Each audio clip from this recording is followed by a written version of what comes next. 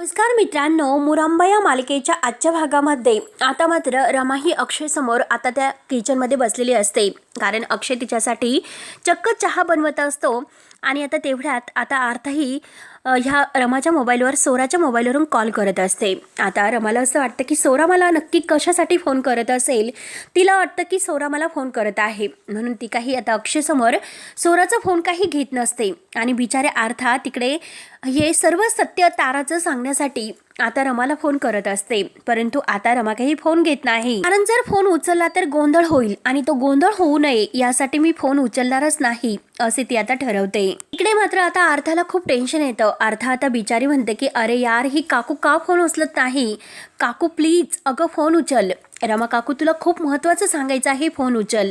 आता तारा ही फोनवर बोलत असते आणि आर्था तिला बघते की नक्की ही काय करते. आणि आता इकडे रमा काकू का फोन उचलत नसेल म्हणून बिचारी आर्था सारखा फोन लावत असते. आणि तेवढ्यात ताराचं लक्ष मात्र आर्थाकडे जातं. तारा लगेच म्हणते की काय ग, काय करतेस, कुणाला फोन लावतेस. आणि तेवढ्यात तेथे सोरा येते. आता तारा हीच आर्थावर ओरडत असते.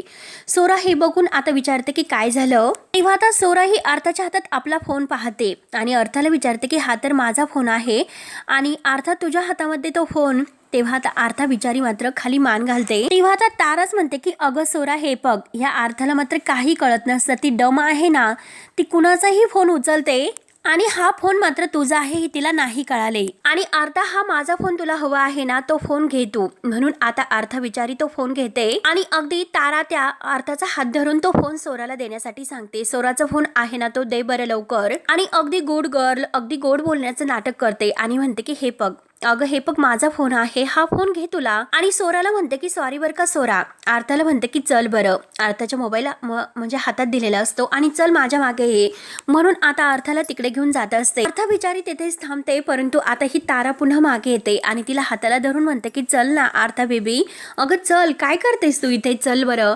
म्हणून तिला तेथे घेऊन जाते. तेव्हा आता सोरा मात्र आता विचार करत असते की नक्की आता अर्थाने माझा फोन घेऊन काय केलं असेल, म्हणून ती मोबाईलमध्ये डोकावत असते. त्यानंतर आता तारा ही हाताला धरते अर्थाच्या आणि तिला आरोहीकडे घेऊन येते. आणि आता मात्र ते दोघे आल्यानंतर आरोही तर खुश होऊन विचारते की ताराताई काय झालं ग, आई आणि बाबाचा व्हिडिओ आला का. त्यावरती आता तारा म्हणते की हो आलेला आहे, पण एक छोटासा प्रॉब्लेम झालेला आहे. आरोही विचारते की काय झालं, काय प्रॉब्लेम झालेला आहे. त्यावरती आता आर्था म्हणते की ताराताई प्लीज, अगं मी तुला रिक्वेस्ट करते की प्लीज तू असं काही करू नको. तेव्हा मात्र आता तारा ही हिला शांत राहायला सांगते. आरोही विचारते की काय झालं ताराताई, अगं नक्की काय प्रॉब्लेम आहे. आता आई बाबा एकत्र येणार होते, मग काय झालं, तू काय म्हणते अर्थताईला आणि अर्थताई काय हे बोलते, मला काहीच कळत नाही, नक्की सांगा की काय झालं ते. त्यावर आता लगेच ही तारा म्हणत असते की हे बघ अगं बेबी डॉल, काही झालेलं नाही, एक छोटासा प्रॉब्लेम आहे आणि तो तू सॉल्व्ह करू शकतेस. त्यावरती आरोही म्हणते की अगं ताराताई, मी कशी सॉल्व्ह करू शकणार आहे, कारण मी तर खूप लहान आहे आणि तू हे काय बोलतेस. तेव्हा मात्र आता लगेच तारा खुश होत म्हणते की अगं हे बघ, एक छोटासा असा प्रॉब्लेम आहे की त्या प्लॅनमुळे मात्र तुझे आई बाबा एकत्र नाही येणार तर सेपरेट होणार आहे तर. आणि नाराज होते आणि तेवढ्यात ताराशी सोरा येते. सोरा म्हणते की अगं हे बघ बाळा, अगं हा प्रँक आहे आणि तुझी गंमत केली बाळा. बघ आपण कसा एप्रिल फुलला फोन करतो तसंच मात्र हे असं आहे तर. तेव्हा आता आरवी सोराला विचारते अगं ताराताई म्हणत होती. सोरा म्हणते की अगं हे बघ, मीच तिला सांगितलं होतं हे सर्व गंमत करण्यासाठी. आपण कशी गंमत करतो, एप्रिल फुल डे कसं आपण सेलिब्रेट करतो तसंच काहीतरी आहे. त्यावरती आता आरोही विचारते की म्हणजे आई बाबा एकत्र आले ना. तेव्हा आता ताराचा खूप जळफळाट होत असतो, चेहरा मात्र अगदी ती वाकडा तिकडा करत असते. त्यावर आता सोरा ही आरोहीला समजावते की हो ग राजा, अगं ते दोघं एकत्रच आहेत आणि येणार सुद्धा आहेत.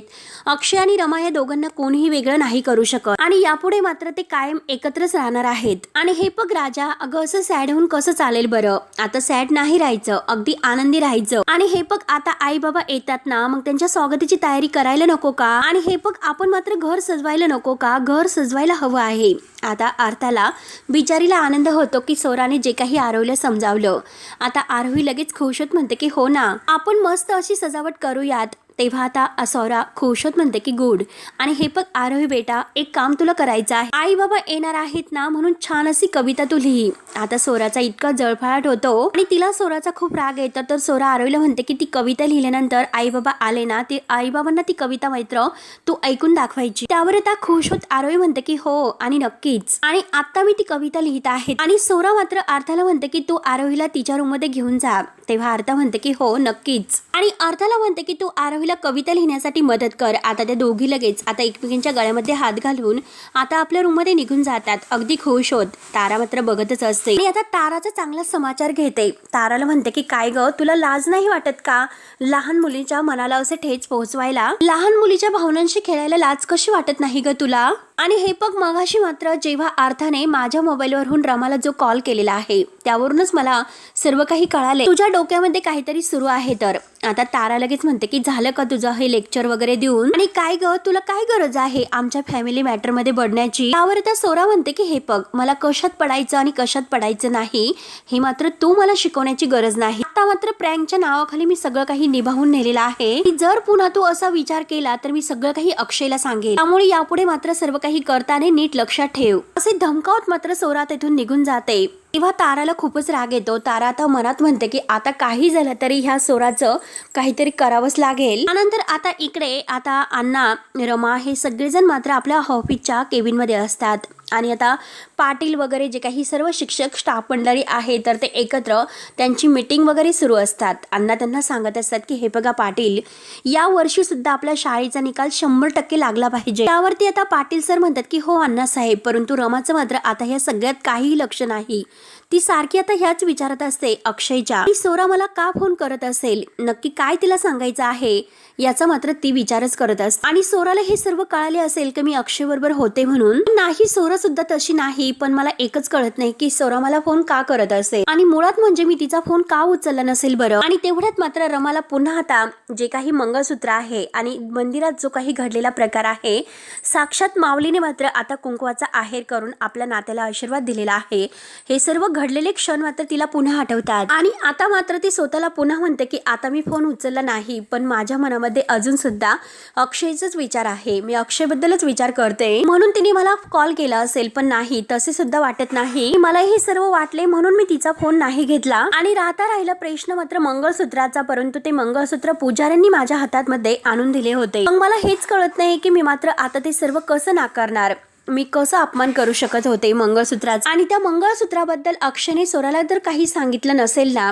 याचा सुद्धा आता सगळा विचार ती करत असते. आणि जर अक्षयने हे सर्व सोराला सांगितलं असेल आणि सोराला असं वाटत असेल की मी मुद्दाम अक्षयला भेटण्याचा प्रयत्न करत आहे, असं मात्र आता सोरा काहीतरी ठरवत असेल. त्यामुळे आता मात्र हे सर्व काही कन्फ्युजन माझ्यामुळे ते दोघांमध्ये नकोय, याची मला आता काळजी घ्यावी लागेल असे ती पुन्हा आता ठरवते. आता मात्र मला भेटावंच लागेल तिला, आणि भेटून मात्र हे सर्व काही गैरसमज आहे तर ते दूर करावे लागतील. त्यानंतर आता अण्णा मात्र हे पाटील सरांना वगैरे सगळ्यांना विचारतात की जे काही गणिताचे जास्त क्लासेस आहे त्याचे वेळापत्रक वगैरे झाले ना सर्व काही फायनल. त्यावरती आता पाटील सर हे म्हणतात की हो अण्णा साहेब, आम्ही सगळं काही वेळापत्रक वगैरे आहे तयार केलेले आहे, पण काही पालकांचा मात्र संध्याकाळच्या वेळेस थोडासा विरोध आहे. यावरती आता अण्णा विचारतात की काय झालं, का विरोध करतात? त्यावरती पाटील सर पुन्हा म्हणतात की तो प्रॉब्लेम सुद्धा सॉल्व्ह झालेला आहे आणि आम्ही त्यांना सगळं काही समजून सांगितलेलं आहे. त्यावर आता अण्णा म्हणतात की हो, आपल्या शाळेची शिस्त सगळं काही अगदी व्यवस्थित झालं पाहिजे, अगदी व्यवस्थित जपून ठेवलं पाहिजे आणि त्याबद्दलची काळजी आपण सर्वांनी घेतली पाहिजे, हो की नाही? आणि आजपर्यंतचा आपला हा सगळा लौकिक इतिहास आहे, काय रमा, हो की नाही? आणि तेव्हा मात्र आता अण्णांचं जेव्हा रमाकडे लक्ष जाते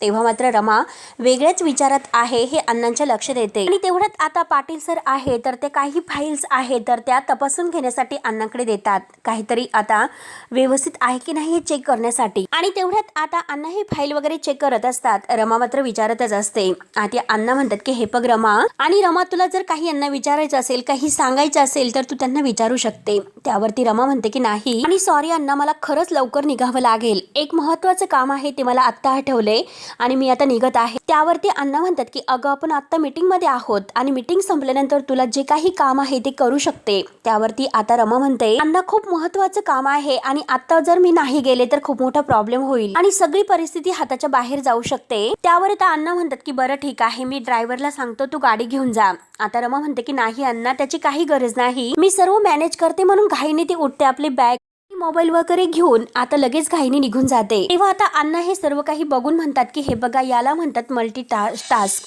एका मिनिटात मात्र 10 असे काम आणि 10 विचार सुरू असतात. म्हणून अण्णांना आता रमाचं हसू येतं आणि सगळेजण आता हसतात असतात आणि रमा मात्र निघून जाते. सगळेजण आता पुन्हा आपला जो काही विचार आहे मीटिंगमध्ये जो चालू आहे तर ते सर्व काही आता नियोजन ते करत असतात आणि रमा आता घाईने सोराला भेटायला जाते. नंतर आता इकडे रमा मात्र चालत चालत विचारच करत येत असते आणि आता एका ठिकाणी थांबते आणि हातामध्ये जे मंगळसूत्र आहे तर त्या मंगळसूत्राचं काय करायचं असा ती विचार करते. नाव जरी माझं असलं तरी सुद्धा या मंगळसूत्रावर माझा काही अधिकार राहिलेला नाही आणि उगाच मात्र गैरसमज वाढवण्यापेक्षा मात्र आता हे मंगळसूत्र सोराला देऊन टाकलेलं बरं राहील. त्यानंतर मात्र आता इकडे सोराचा जो काही बॉयफ्रेंड आहे तर तो तिला फोन करतो आणि म्हणतो की हे बघ निशा, ऐकून घे, अगं मी कामाच्या गडबडीत होतो त्यामुळे मला फोन करण्यासाठी नाही जमला आणि घेण्यासाठी सुद्धा नाही जमला, प्लीज सॉरी. आणि हे बघ मी तुझ्यासाठी एक मस्त गिफ्ट घेतलेलं आहे, आपण भेटूयात आणि जर तू माझ्याशी नाही बोलली तर हे गिफ्ट घेऊन मी डायरेक्ट तुझ्या घरी येईल. त्यावरती निशा सुद्धा रागानेच म्हणते की हे बघ, अरे मला तुझं गिफ्ट सुद्धा नकोय आणि तुम्हाला भेटायला नाही आला तरी सुद्धा चालेल. निशा म्हणजे सोरा. त्यावरती मात्र आता लगेच तिचा बॉयफ्रेंड तिला म्हणतो की अगं हे बघ, तू असं काय करतेस, मी तुझ्याशिवाय नाही जगू शकत. त्यावरती सोरा म्हणते की अरे हे बघ, मी तुला इतके फोन कॉल्स केलेले आहे, मग काहीतरी माझं इम्पॉर्टंट काम असेल म्हणूनच मी तुला कॉल केले असेल ना. आणि हे बघ, तुला जर माझ्या वेळेची किंमत नसेल तर मला सुद्धा तुझ्या वेळेची किंमत नाही, कळले ना तुला आता हे सर्व. आणि बाय करून ती फोन ठेवणार. तेव्हा तिचा तो बॉयफ्रेंड आहे तो म्हणतो की प्लीज फोन ठेवू नकोस आणि तो अगदी घाईत गाडी चालवत मात्र येत असतो आणि तेवढ्यात रमाही समोर असते आणि रमा मात्र आता समोरून रिक्षा येते म्हणून रिक्षाला हात करायला जाते की रिक्षा. आता सोराचा फोन सुरूच असतो म्हणजे चालू असतो आणि आता मात्र जी गाडी आहे त्या सोराच्या बॉयफ्रेंडची ती मात्र रमाला येऊन थोडासा धक्का लागतो आणि रमा आता सॉरी म्हणते. तिच्या पायाला लागलेलं असतं, ती जोरात किंचाळते आणि आता ही जी निशासाठी म्हणजे सोरासाठी त्याने साडी आणलेली आहे तो साडीचा बॉक्स मात्र खाली पडतो आणि रमा मात्र ती साडी बघते आणि रमा मात्र आता त्या म्हणजे सोराच्या बॉयफ्रेंडला सॉरी म्हणते आणि ते बॉक्स खाली पडलेलं आहे तर ती उचलून देते. तेव्हा मात्र आता रमा तो बॉक्स वगैरे उचलते आणि हे बघा, खरंच सॉरी, मी तुम्हाला नाही बघितलं असं ती म्हणत असते. तेव्हा आता सोराचा बॉयफ्रेंड आहे तर तो सोराशी बोलत असतो. सोरा त्याला म्हणत असते की हे बघ, मला अजिबात भेटायला येऊ नको, मला तुला बघायचं सुद्धा नाही. तेव्हा मात्र आता तो सोराचा बॉयफ्रेंड सोराला म्हणतो की प्लीज ऐकून घे. तेव्हा आता रमा हे सर्व पाहते आणि ऐकते आणि ती सुद्धा आता फोनवर म्हणते की हे बघा, हॅलो, तुम्ही त्यांच्यावर ओरडू नका, त्यांचा ऍक्सिडेंट होता राहिलेला आहे. आणि आता सोरा खूपच घाबरते. सोरा म्हणते की त्याला लागले का आणि प्लीज तुम्ही त्याला हॉस्पिटलमध्ये घेऊन जाताल का. आणि रमा म्हणते की हे बघा, हॉस्पिटलला घेऊन जाण्या इतकं काही झालेलं नाही, ते ओके आहेत. आणि रमा ते बॉक्स आता त्याच्या गाडीवर ठेवते. तेव्हा आता सोराचा बॉयफ्रेंड तिला म्हणतो की मी ओके आहे, ठीक आहे. तेव्हा आता सोराचा जीव कुठे अगदी जीवात जीव येतो आणि ती म्हणते की थँक्स गॉड. आणि आता सोरा इकडून थँक्यू सो मच असं म्हणते. तर रमा म्हणते की एवढंच तुमचं प्रेम आहे तर तुम्ही त्यांच्याशी व्यवस्थित बोला, जर काही तुमच्यामध्ये गैरसमज असेल तर मात्र समोरासमोर बसा आणि क्लिअर करा, एवढं का कशाला ओरडतात त्यांच्यावर. तेव्हा आता सोरा म्हणते की हो नक्कीच. आणि आता तिचा बॉयफ्रेंड आहे तो बाय करून फोन ठेवतो आणि आता सोरा स्वतःला म्हणते की अरे देवा, काय हे सर्व सरप्राइझिंग. आता इकडे रमा पुन्हा आता त्या मुलाला सॉरी म्हणते आणि आता हे दोघं एकमेकांशी बोलत असताना तेवढ्यात अक्षय समोरून येतो आणि अक्षय आता तेथे गाडी थांबवतो आणि रमाला तेथे बघून विचारतो की काय ग रमा, काय झालं, काही प्रॉब्लेम आहे का, काही अडचण वगैरे आहे का, हा माणूस तुला त्रास देतो का. म्हणून अक्षय आता त्याच्यावर ओरडतो. तेव्हा आता रमा म्हणते की हे बघा, त्यांचं काही नाही, चूक वगैरे नाही, त्यांचं काही झालेलं नाही, मी न बघता रस्ताही क्रॉस करत होते. आणि अक्षय मात्र सोराच्या बॉयफ्रेंडला सॉरी म्हणतो. आता सोराचा बॉयफ्रेंड आपली बाईक सुरू करतो आणि निघून जातो. आता अक्षय पुन्हा रमाजवळ येतो आणि तिला विचारतो की काय ग, काय झालं, तू इथे काय करते आणि काय ग, कुठे निघालीस का, चल मी तुला सोडतो. तेव्हा रमा म्हणते की अहो मी तुमच्याच घरी चालले, पण ठीक आहे मी रिक्षाने जाईल. त्यावर आता अक्षय म्हणतो की हे बघ, काही हरकत नाही, बस मी तुला सोडतो, म्हणजे तुला घेऊन जातो, चल. तेव्हा रमा म्हणते की बरं ठीक आहे आणि आता बाईकवर बसताना म्हणते की बसते बरं बसणार का? तेव्हा अक्षय म्हणतो की हो हो. रमा बाईकवर बसते, खांद्यावर हात ठेवायला जाते, पुन्हा खांद्यावरचा हात बाजूला घेते आणि अक्षयला वाटत असतं की तिने खांद्यावर हात ठेवावा म्हणून. तेव्हा आता अक्षय जोरात बाईक चालू करतो. तेव्हा आता रमा पुन्हा अक्षयच्या खांद्यावर हात ठेवते आणि आता अक्षयची बाईक काही सुरू होत नसते म्हणून तो इकडून तिकडून जोरजोराने अगदी हलवतो. तेव्हा आता रमा ओरडते. रमा म्हणते की काय करता, मी मागे बसलेला आहे कळत नाही का, आणि मला सांगायचं ना उतरायला, मी जर पडले असते तर. आणि तेव्हा आता तो बघतो तर काय पेट्रोल संपलेलं असतं म्हणून तो रमाकडे पाहतो आणि रमा त्याच्याकडे. तेव्हा दोघांना सुद्धा काही कळत नाही. आता रमा रागानेच बघत असते.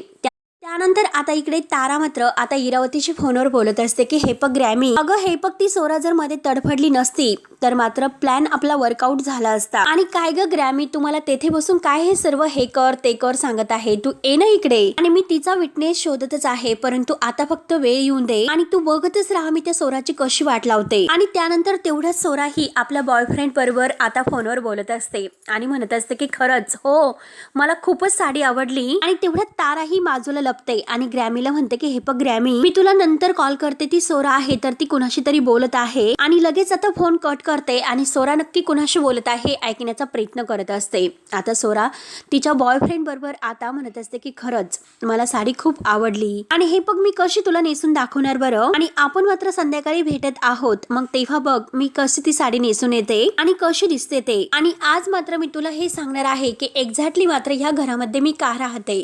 आता तारा हे सर्व ऐकत असते आणि हे बघ ऐकून घे, तू तर माझ्यावर रागवणार नाही ना. आणि अरे मी एका कामासाठी इकडे आलेले आहे, मी ते नक्की काय काम आहे मी तुला भेटल्यानंतरच सांगते. आणि हो ऑफकोर्स नेहमीच्याच ठिकाणी आपण भेटूयात. आणि हे बघ प्लीज फोन उचल, कितीही बिजी असला तरी सुद्धा फोन उचल. आता सोरा ही रूम मध्ये बोलत बोलत जाते, परंतु ताराच्या लक्षात येते की आता ह्या सोराचा सुद्धा बॉयफ्रेंड आहे तर, आणि तरी सुद्धा आमच्या घरामध्ये राहते. आणि बघ सोरा आता तुझ्या ओराची कशी मी वाट लावते, म्हणून तारा आता खूपच खुश होते. त्यानंतर आता इकडे अक्षय आणि रमा मात्र गाडी अगदी चालवत चालवत पायी पायी येत असतात. कारण आता जे काही शेजारचे 3 पेट्रोल पंप आहेत ते सुद्धा बंद असतात.